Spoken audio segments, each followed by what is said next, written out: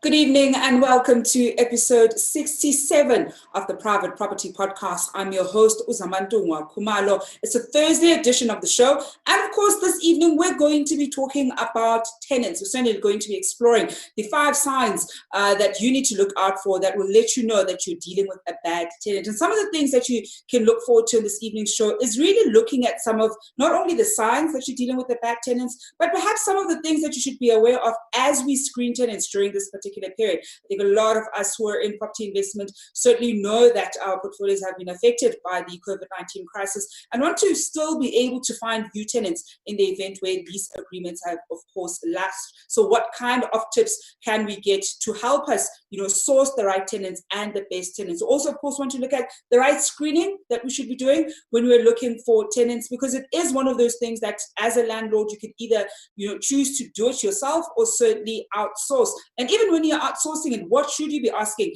the agent that you'll be dealing with? And that's certainly something that you want to look forward to. Of course, if you're a landlord and you're perhaps struggling, we certainly want to hear from you. What have been some of the signs that you've picked up when you were dealing with a bad tenant? Were there any particular things that they did that were essentially a red flag?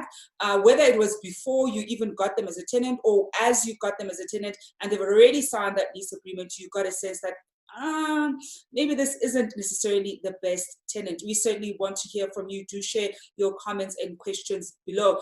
Another thing you can, of course, do right here below is enter our competition where you stand a chance of winning one of 2 1,000 Rand cash prizes. And all you have to do to stand a chance of winning that prize is to tell us what you love about your town or city. You can even share a picture, perhaps there's a particular monument that you're quite fond of or an activity that you're able to do up in your town or city. We want to hear from you. We've posted the competition link right here below. And of course, we're going to be announcing the winners of that competition right here on the Private Property Podcast live tomorrow evening. You certainly do not want to miss it. We'll be I'll certainly go through the 2 stories that stood out for the team and, of course, give away that 1,000 Rand cash prize. So you still have time to enter. Do enter. We want to hear all about your favorite town or city and why it is that you're so fond of your neighborhood. But to get started with this evening's conversation, I'm joined by Paul Stevens, who's the CEO of Just Property. Paul, thank you so much for joining us this evening. Only a pleasure, Zamantuga. Thank you very much for inviting me, and it's great to be sharing with you this evening. So Paul, I think a lot of landlords, especially when we're starting off, typically don't know what they need to look out for when it comes to, whether somebody is potentially a bad tenant. Perhaps take us through some of the signs that we need to be quite aware of that could potentially be a red flag when it comes to sourcing the right tenants for our properties. Okay, I think Probably top of the list when you're sourcing a new tenant is that word of a credit check. Very, very, very important. That's your starting point. Whether you're an agent or a landlord, if you're a landlord that's a private landlord, as in managing the property yourself, very important to utilize the services of the likes of a tenant profile network, tpn.co.za, where you can pay for a credit check and at least start with a credit check. That is the most important thing, to go through that credit check, see if there's any judgments, see if there's any sort of bad credit history when it comes to even things like agencies that have posted remarks of bad payment profiles and so on. That is probably the most important thing. So start with that. Then I'd say second most important would be get the tenant's bank statements. Get 3 to 6 months bank statements, and with it, along with that, a verification of employment. So a letter of employment that you know where they are employed, how long they've been employed for, and what their salary is. Try and get them to also break down for you their income and expenses so that you can see what the total income coming in and what their expenses are. As a rule of thumb, generally the rental must never exceed 30% of their gross income. So if they're earning 10,000 Rand a month gross, you must not be renting them a property for more than 3,000 Rand a month. That's a general rule of thumb. So that's from a financial point of view. Verify in the bank statement that what they're declaring as a salary is actually coming through in a salary. And even when it comes to the letter of employment, phone the employee and just ask a few questions. I think in times like this in particular, you know, a person might be employed for this month, next month they're not. And you've just put them into your property and now you're sitting with a tenant who's not receiving an income. And it's absolutely devastating for you as a property investor. I think one of the other telltale signs that you've got a possible bad tenant on the horizon, or even before you've even got them, should I say, is when they're starting to negotiate the rental with you. Your rental is your rental. Hopefully you've got your price in mind that's an accurate rental price, and it's not something that is overinflated. So ensure that they're not trying to negotiate with you prior. I mean, you've set your price at your rental, and like I say, as long as it's market related, that is the rental price.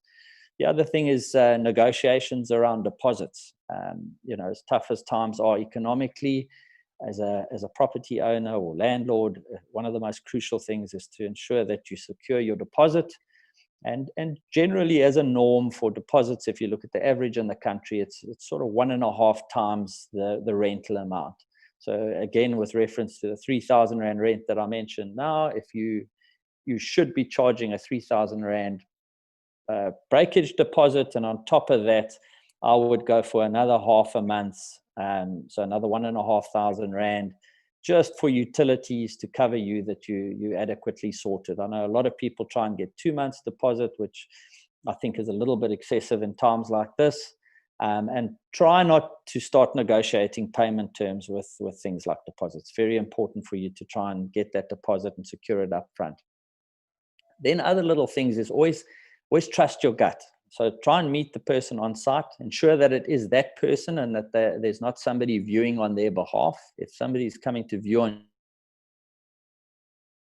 your, it already starts to sort of seem a little bit untoward. So ensure that the right person, the person that's there, is the actual person that's the tenant. When I say gut feel, people generally start to pick up a feeling of what a person's like. What is their hygiene? I mean, if they arrive there and they're dirty and they're smelly, they don't look after themselves, that's generally how they're going to look after your property. So just be very aware of what the person, how they present themselves to you as a property owner when they come up. And I think those are the big signs that I would be looking for as a property owner in interviewing or taking a prospective tenant to view the property. You know, Paul, one of the things that you actually mentioned is not being negotiable on your rental and even deposit. And I know that that's probably something that a lot of prospective tenants are going to attempt to do, certainly right now, more now than ever. We've certainly seen it before, we went into COVID-19 crisis, and to the point where, some tenants say to each other, see if you can negotiate the rental, and suppose you actually can afford, in the example that you use, you can afford that 3,000 Rand rental payment, but you want to maybe get 2.7 for whatever reason, and you start negotiating it. Perhaps let's look on the other side when you're now the tenant, perhaps some of the things you should try not to do in order to potentially raise that red flag, because I think that's something that some tenants might do, not necessarily because they can't afford it, but because they think, look, this is one of those things that I think I could potentially negotiate and get an owner to go down on just slightly, and perhaps it might not make much of a difference on their side, and even if it doesn't make much of a difference on my end, but they think perhaps, it's what, because I think it's property.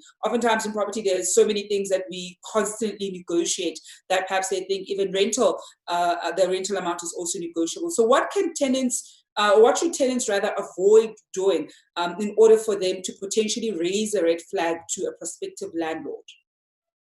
I think you've almost reiterated it, that ensure you're not trying to negotiate, but know your market related rental. So, as a tenant, it's very easy to sort of get an idea of what the rental should be that you're paying.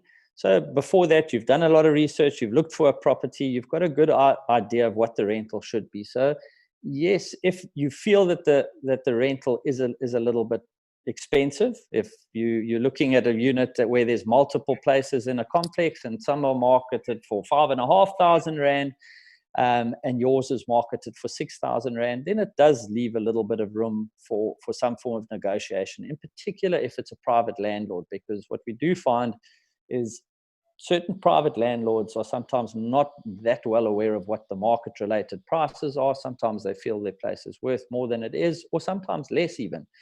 So private landlords, more than agencies where it's their day-to-day job, this is what they do all the time. So with a private landlord, most certainly get to understand what the market related price is and ensure if there is some room with a private landlord, yes, you can most certainly negotiate.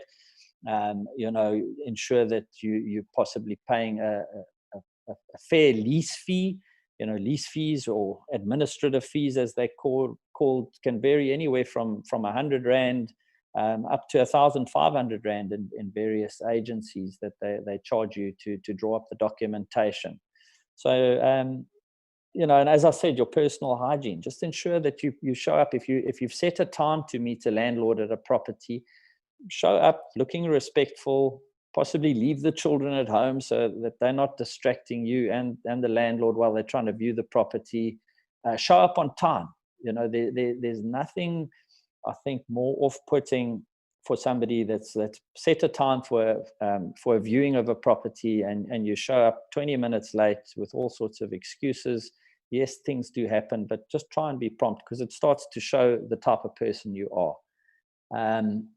Ensure that you've done a budget and that you've got the adequate funds in place to pay those upfront fees.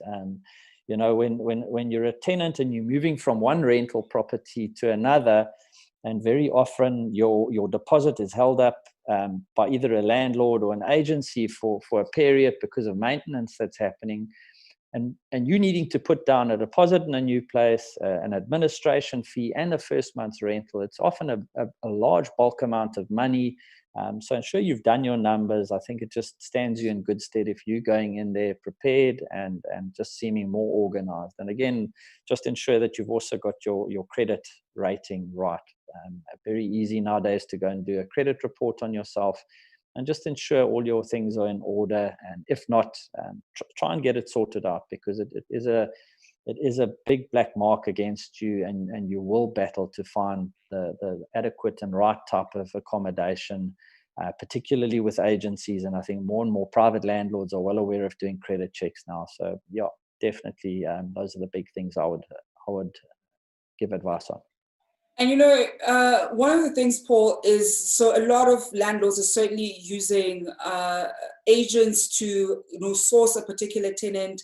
how can they be rest assured that the agent is essentially getting the right tenant for them? Because I think sometimes you almost outsource all of that to the agent, and by the time the agent has done all the checks, they present you with one person saying, "I've got the tenant for you. They're ready to sign the lease agreement," and you probably don't necessarily, certainly as a landlord, go through their bank statements or their credit checks. What tips would you then give to the landlord who uses an agent? Because I think so many of them do kind of give up or don't follow up or ask the right questions to the agent to ensure that all the thorough checks have in fact been done and that they're happy with the financial standing of their prospective tenant. I think that's a great question, Zamantungwa, because, if you are entrusting your property to an agency, you should only have to ask that question, I'd say, right up front before you engage with an agency's services, and ask them what are the processes that they follow with regards to screening, what systems do they use, and once they've procured a tenant, what other systems have they got in place to manage your property going further. They are charging you a fee for this, and you should not have to be concerned about the job they do. That's their job. That's what they're trained to do as an agency. And there are many tenants out there, depending on the type of property that you're taking to market. There's an abundance of tenants generally, not always good quality tenants that are credit vetted, but it's the agency's responsibility, and generally as good and professional agents, that's our job. And a landlord should not be worried about us placing the right tenant. If we look at market stats currently coming through COVID and where we are sitting with default or outstanding payments, and I just take our agency as an example, compared to what's happening in the open market, we're not sitting with anything close to the default ratios that the open market sits to, because we don't get paid if we don't collect rental. So our job starts right from the onset of putting the right tenant in. If we put the wrong tenant in the property, we don't get paid, and we work extremely hard to try and rectify things that go wrong with a tenant. So our biggest point of departure is putting the right tenant in that property. So you've got to be confident with the agent that you're dealing with, that they're looking after very often your biggest asset or assets, and they're there to ensure that you get that return, and that's their job. You shouldn't have to worry about it. Only when you're a private landlord and you're trying to save yourself that little return, then yes, you must try and fulfill the shoes of an agent and do it yourself, but try and do it as thoroughly as possible. As I say, upfront, find the right tenant, and the headaches are far less. Yeah, Paul, we're going to go for a quick break, and when we come back, we'll be taking questions and comments from viewers at home, and we'll certainly be, looking at, I think one of the things that a lot of landlords probably struggle with, of course, is then that tenant management in the event where you're a DIY landlord, because we certainly know that the moment you source the services of an agent, they're the ones who manage that relationship, and you would often not deal with your particular tenant, but your agent would be the one who does that. Perhaps tips for us to use, especially right now where you do already have a good tenant who's in place. We don't know where the economy is going. Certainly a lot of people don't know if they're going to be having jobs in the next month or two. So how do we make sure that we foster the right relationship with our respective tenants? We're going to go for a quick break, and when we come back, we're taking more of your questions and comments at home. We'll be back just after this.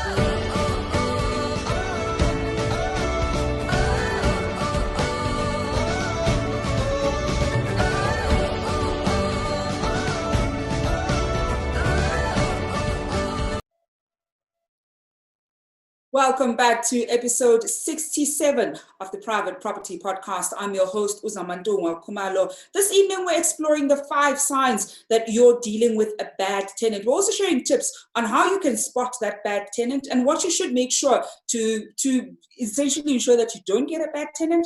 And of course, we're going to be looking at what can we do to best screen our tenants, given the fact that we're living through a very unprecedented pandemic. And of course, a lot of people's incomes are going to be affected. So we want to find the best ways to navigate still sourcing the right tenant during this particular period. And of course, I am joined by Paul Stevens, who is the CEO of Just Property. And we are, of course, taking your questions and comments at home. And Paul, the first one's come in from Roseanne Moodley, who asks, how would we know if they're a bad tenant? Sometimes they look nice, but as months go by, you start seeing their true colors.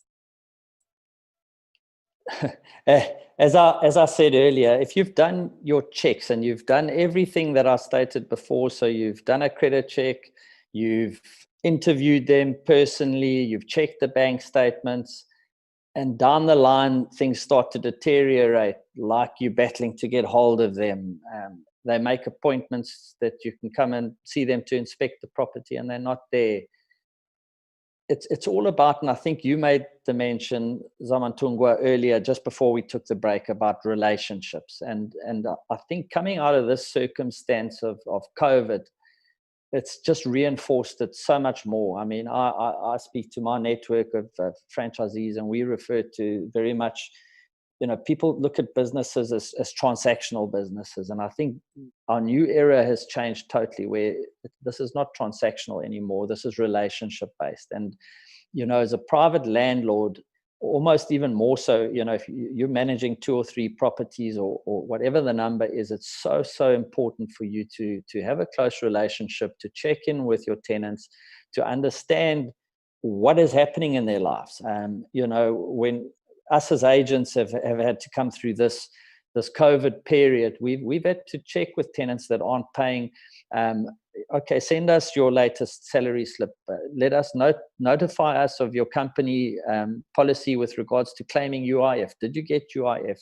So all of that we take into account when looking at payment plans and structures to accommodate tenants. You try and get as much as possible, and you only get this information by having a relationship with people. So I think the most important is to try and sit with your tenant and try and have conversations, because this is unprecedented times. It's very difficult times. But out of this context, if you start to see that you've got a problem tenant, the best thing you can do is give them notice and try and move your tenant out as quickly as possible to get a good tenant in. And, Paul, as we were talking about making the right arrangements, certainly with your tenants, a question has come in here from Semi Mahlatsu, who says, like me, my Sishonguve property is next to TUT and the target market is scholars. What advice would you give on the deposits? Was he referring to next to squatters? No, next to the Tshwane University of Technology. So it's actually next to the university, yeah. Yeah. Okay. So same thing. When you're next to the universities, very often you're dealing with students, and yes. A lot of the student markets that we've dealt with or have franchisees that deal with, they're generally dealing with bulk payments that are coming from the university. So if you've got situations like that, your deposit's not always the very necessary thing, because things are taken care of by the university. If that's not the case, you very often are in the same situation. You've got to have a deposit. A deposit is there to protect you as either an agency or a landlord who you're representing. And if you're a private landlord that's managing your property, same thing. That's your basically, it's your insurance. And it's not a lot of money. It's 1 month, so it is the least, and it's something that's imperative. You've got to have that in place. And I think then Paul, certainly one of the things that I think a lot of us are probably half struggling with and trying to wrap our heads around is, when we do the screening, we know what we need to do typically when things are functioning normally. When you know that somebody's employed full time, you can look at their bank statements and verify all this information. However, right now we're certainly, as we've been saying, living in such an unprecedented time that, yes, while it's important for us to continue doing that, it might not always yield the same results because, as we say, people's jobs might be on the line, and they might very easily lose their jobs a month into the lease agreement. Any tips for certainly, landlords who know that we're in this together, but you still have to source tenants and place tenants, whether privately or, of course, with an agent, in order for them to best, protect themselves and perhaps even get the best tenant that they can, even though it's so unpredictable right now?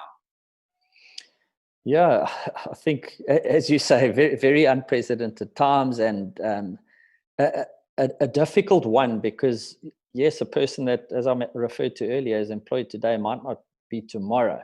So the importance of, be it an agency or a private landlord that's screening or interviewing that tenant for placement, is to possibly do a little bit of homework on the company, understand the company. I think one of the biggest difficulties in placing tenants now is your self-employed people.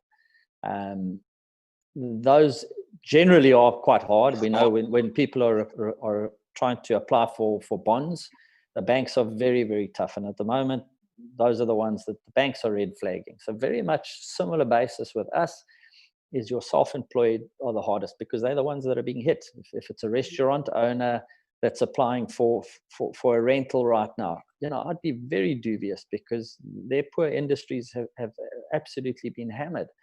So yes, things are going to improve, but you've got to, where's all their money going? It's going into looking after their businesses. And so self-employed are one of the toughest. But outside of that, employees, I think a lot of employees have been fine. They're coming out of this. They've had TERS or UIF that's assisted them, and they've made some form of payment. But going forward, yes, we don't know what's going to happen, but try and understand the businesses that they're working for. So, when they fill out the application form or your interview, ask them where it is they work. Try and understand that business and the history. Go and check it on Google. And hopefully they're in an industry that's not been affected by a time like this. Before the break, Paul, I did say that actually I wanted us to talk a little bit about, the relationship, certainly that we're going to be having as landlords with our tenants, but also the relationship that we should be cultivating with our agents. Because I think previously, certainly in the landlord agent dynamic, perhaps you weren't cultivating a relationship because you thought you're doing a particular service that you're getting paid for every month. You send the statements and the money is received and that's it.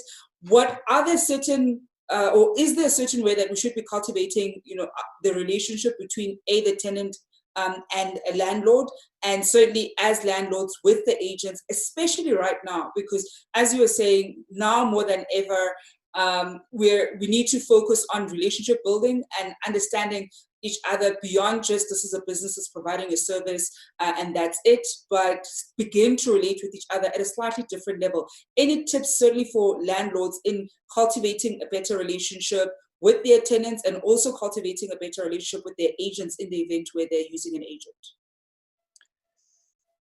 Yeah, Zama, I think as was mentioned, relationship is now becoming a key to business, and particularly this business where, be it a landlord tenant on their own or landlord agency tenant, communication now has been one of the most important things having come through COVID.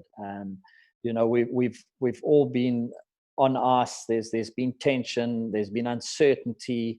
None of us were expecting what came.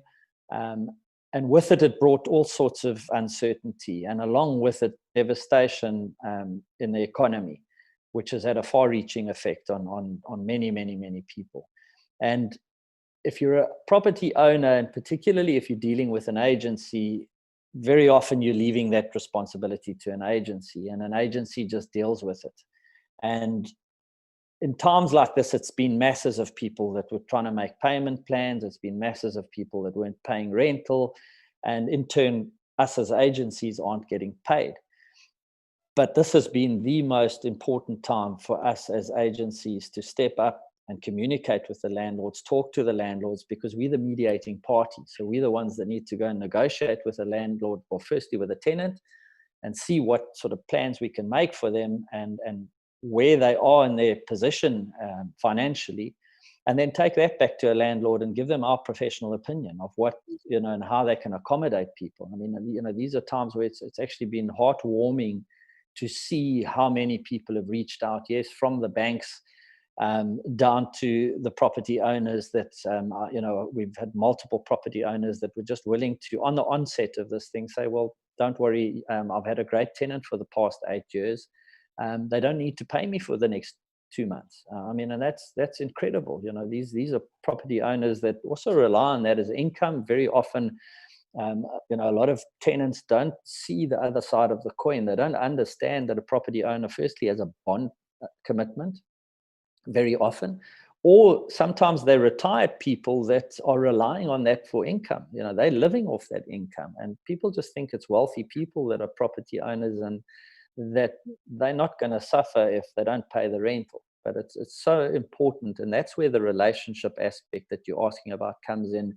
Is it's a matter of talking and understanding and listening to one another. And I think once people can communicate, and unfortunately, as much as COVID has taken so many people apart and isolated us, at the same time, on many fronts, it's been humanitarian, and it's made us realize a lot more of the important things in life, and communication in this factor is crucial. So yeah, it plays a far more important role than it ever did before. And we've got a quick comment rather here from Bob Sabakwena, who says the trick is to start eviction proceedings early. As soon as you smell a rat, get the ball rolling. Otherwise, you will pay a hefty price.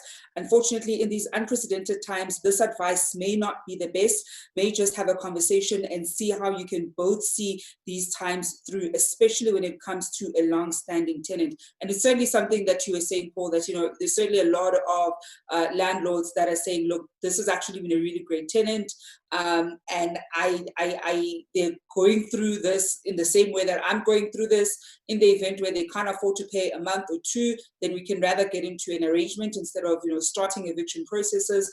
I think certainly one of the other tips that we've heard from previous guests is, if you can afford to, as a landlord, perhaps give a particular discount to your tenant. It can be a 10% discount to the rent. So in the example that we've been using, where the person who's paying a 3,000 Rand rental amount, certainly 300 Rand as a landlord perhaps might not make much of a dent on your end, and so pass on that discount to your tenant almost proactively before things get too bad where they currently are financially. And that's one of the ways that we've certainly been able to try and foster a better relationship with our particular tenants. Paul, I think we're going to leave it there this evening. Thank you so much for sharing with us tips for managing our relationships with certainly our tenants and also our agents, because I think it's one of those things that we sometimes do take for granted when we look at potential red flags when we are dealing with tenants. Paul, thank you so much for joining us this evening. Only a pleasure, Zama, and thank you very much, and it was great to be on the show. And that is Paul Stevens, who is the CEO of Just Property. And of course, if you want their contact details, perhaps you want to get their services, we have also posted those down here below. So you can certainly reach out if you want to perhaps list your property with them. And of course, that brings us to the end of this evening's episode. We'll be back tomorrow morning, or tomorrow evening rather, with episode 68 of the Private Property Podcast. Until then, I hope you are staying home and staying safe.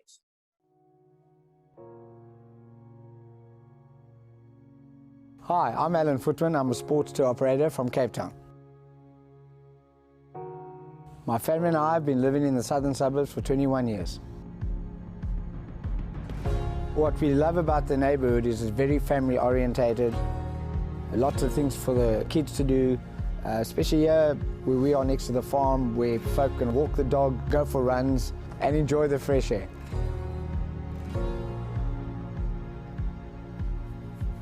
In the southern suburbs, we're lucky enough to have some of the top schools in the country, and on top of that, we have the University of Cape Town, one of the most famous universities in the world. Newlands is a great suburb, all the sporting amenities, Newlands rugby ground, cricket ground, etc.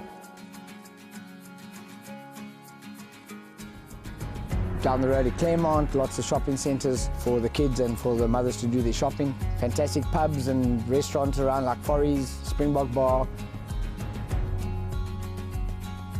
Bishop's Court is full of beautiful upmarket homes. Kirstenbosch Gardens, National Botanical Gardens right next door. What attracted us to Constantia is the large open spaces. I've always wanted to be a farmer, and now I'm living next to Constantia Wine Estate, the oldest wine farm in the country, where you have fantastic wines, great restaurants, got the best of both worlds. My family and I have loved every moment of living in Constantia. We couldn't be happier, and this is our neighborhood.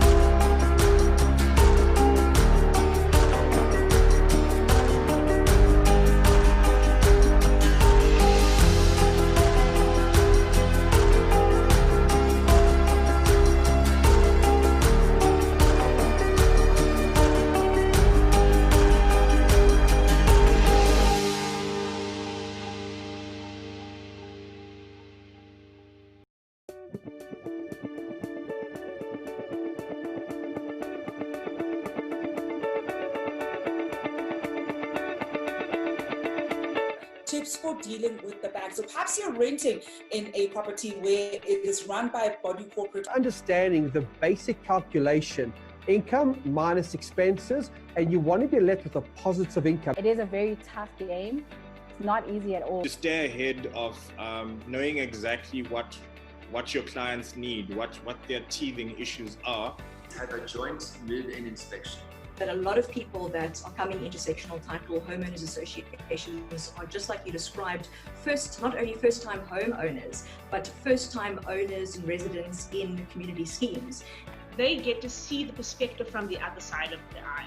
And I think that's a really important thing to do. It's a market that's estimated to be transacting at least 9 billion rand per year. So it's a huge market. In order to get there, you need to be able to build up a track record. Your cash flow model needs to be sharp. A quote comes to mind. The best time to buy a property was about 10 years ago. The next best time is now.